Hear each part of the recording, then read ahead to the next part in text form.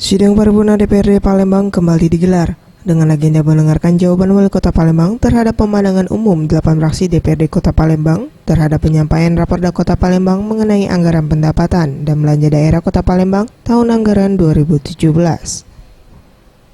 Dalam pemandangan umum yang dilakukan 8 fraksi sebelumnya, ada beberapa poin yang menjadi perhatian anggota Dewan untuk segera ditindaklanjuti oleh pemerintah Kota Palembang, seperti peninjauan kembali jabatan Direktur Utama PD Pasar Palembang Jaya yang melanggar Perda Kota Palembang, serta permasalahan Pasar 16 dan pasar-pasar di wilayah Kota Palembang.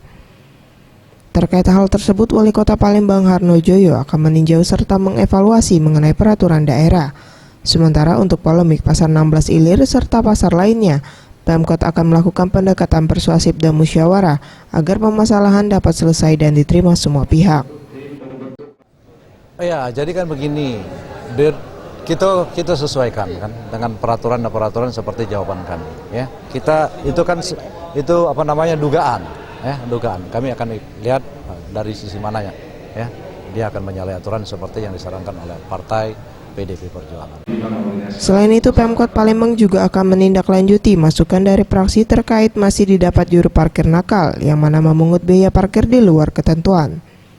Sesuai dengan Perda Nomor 16 Tahun 2011 Pasal 9, tarif parkir kendaraan bermotor sebesar Rp1.000 dan mobil Rp2.000. Mega Dwi Handayani, Maulana Yusuf, Sriwijaya TV.